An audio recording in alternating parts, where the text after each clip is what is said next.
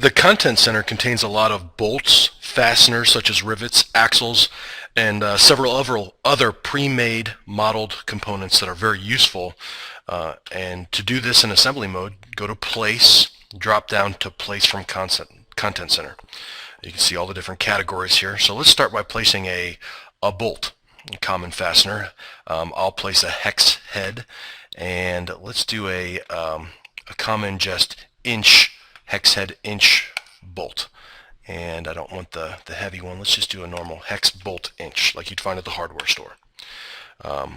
Place where I'm going to put it. I'm going to put it through this hole in this little piece, and I'll make it a 1/4 diameter, half an inch, and a thread type, and OK.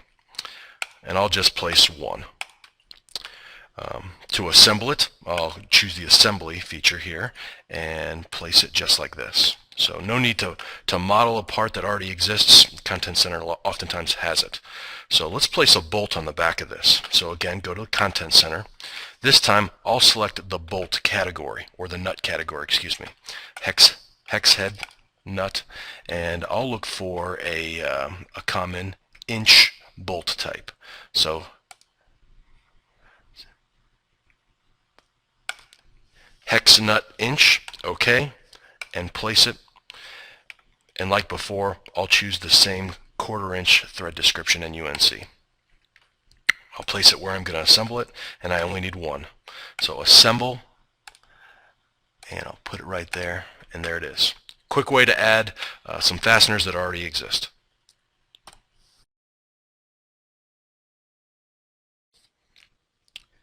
This hinge assembly is a good example of bottom-up modeling. That is to say, each part was created individually, brought into an assembly, and then constrained into its position. Another type of modeling is called top-down. Here, we place or create new components that we haven't made yet, new parts. These parts are just like any other parts and require their own name and have an IPT file extension. Here, I'll call it a puzzle part.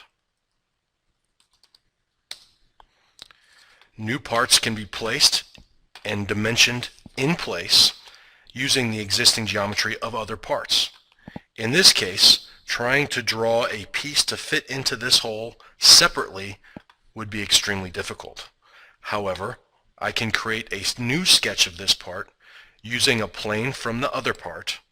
I can even project the edges of that part, which allows me to offset and create a new piece of geometry very quickly, referencing the geometry of the other part.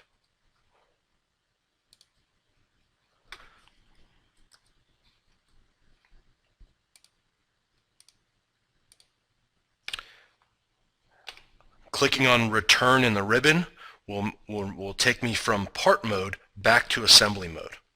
I can notice in the browser that this new puzzle part that I just created has an adaptive symbol next to it. This means that its geometry is dependent upon the base part and the pieces of its geometry that I used in its creation. To demonstrate this, I will enter the base part, and I'm going to alter the extrusion here.